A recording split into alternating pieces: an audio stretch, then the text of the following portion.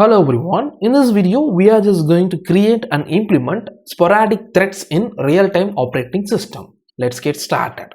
And in this video we are just going to implement sporadic threads like what we see right over here. This task 0, task 1 and task 2 are regular round robin scheduled threads or task. But also we just discussed about periodic threads, that is these three. I hope you remember that periodic tasks are threads which will run for a particular period of time based on the scheduler algorithm. But this type of sporadic threads will be mainly focused on a particular condition. That condition might be a time-based condition, that is like a periodic event, or it will be based on an external interrupt or a pulse triggered from any other device.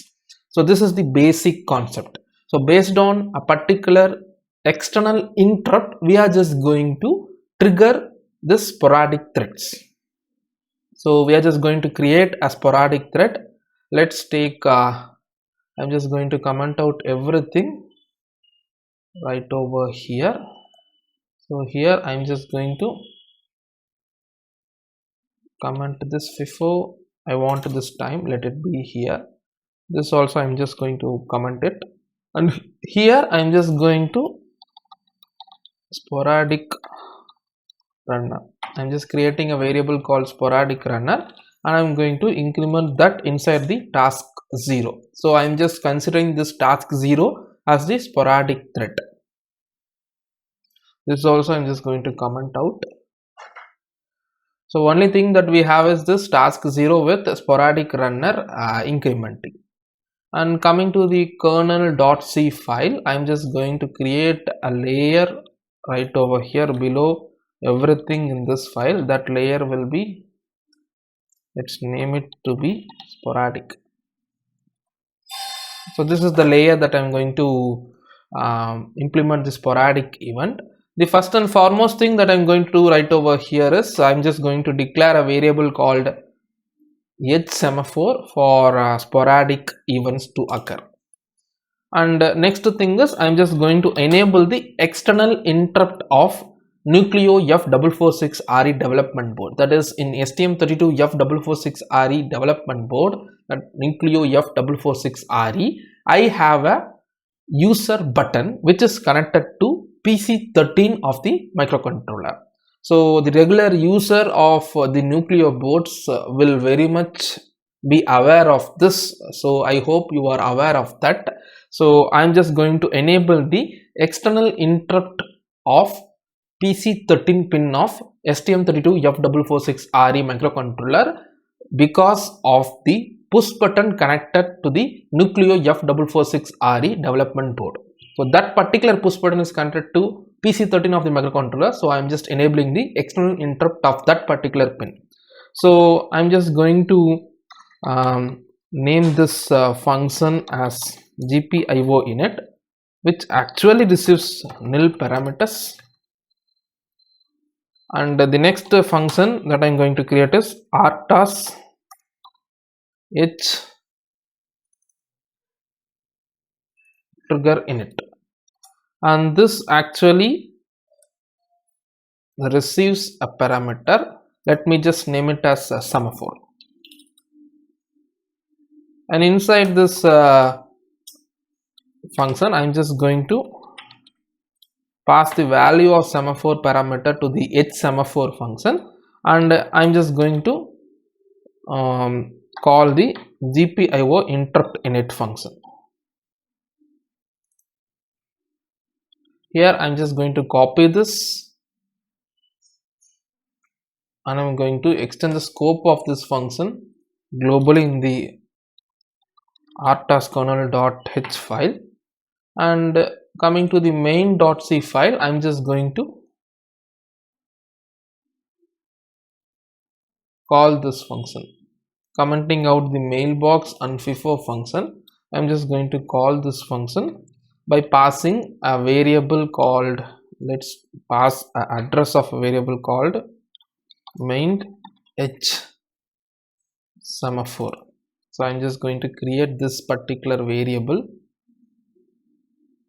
on the top of this same file, main.c file.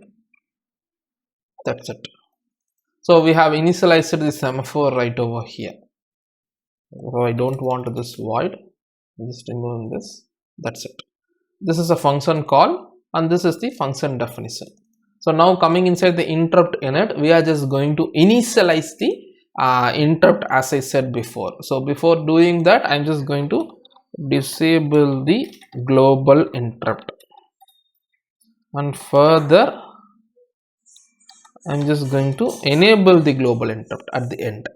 And this is actually, I'm not going to deep dive into each and every concept of this function, because this is purely handled from one of my previous course where we did bare metal programming in STM32F446RE microcontroller for each and every peripheral of the microcontroller. So I'm just going to each and every line that I'm going to write over here. This is just a walkthrough.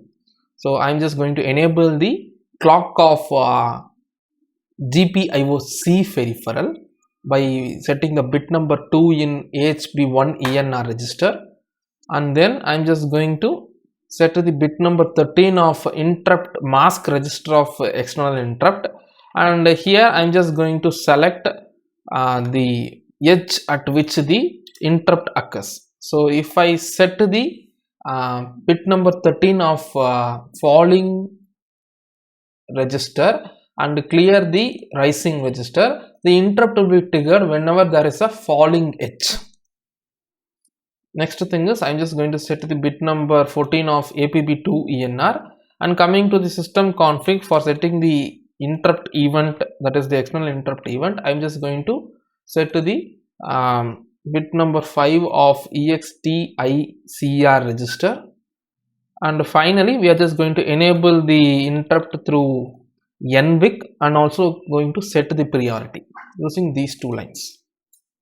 So this particular function call will enable the EXTI 15_10 IRQs, and this will set to the same interrupt priority as 50. That's it. So now we are just going to implement the interrupt handler for the external event. So coming inside or coming to the bottom of main.c, I'm just going to write like void of IRQ handler. So this receives nil parameter. So this is the syntax for EXTI external interrupt 15:10 handler. This is an interrupt subroutine function. I hope you know what is interrupt subroutine. And inside this, I'm just going to call RTOS semaphore set of main edge semaphore. I'm just going to set that semaphore, and then I'm just going to clear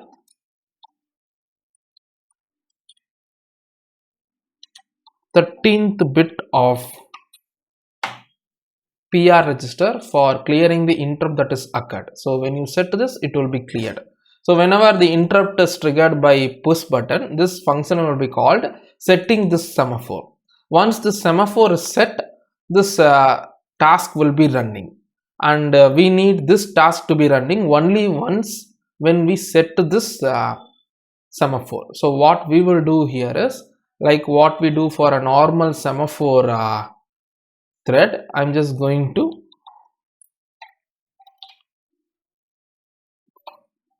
do a function call of semaphore wait with the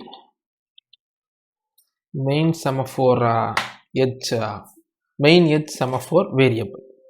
So this will wait until the semaphore is set, and the semaphore is set whenever the edge is triggered in the interrupt push button, that is PC13 of the Nucleo F446RE development board. Now I'm just building this program.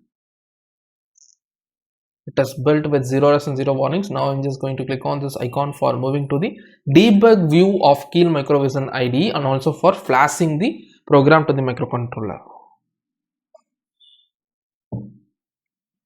So here I'm just going to put to the sporadic runner variable right over here, and I'm just going to view it as integer format. So now I'm just running this program, and whenever I press this button, a low signal or the falling edges occurred. You can see the variable becomes 1, 2. So whenever I press this button, a falling edge will occur. So a falling edge is enough to trigger this interrupt. So you can see whenever press and hold, it will be occurred. Release, it will not occur. Since the falling edge detection is only enabled, whenever a falling edge is detected, the semaphore is set and the sporadic thread is running based on the external interrupt event that is enabled in our STM32F446RE microcontroller.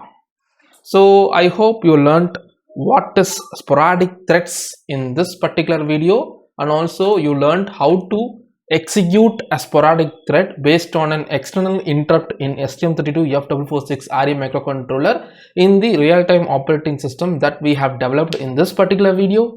See you in the next video. Thanks for watching.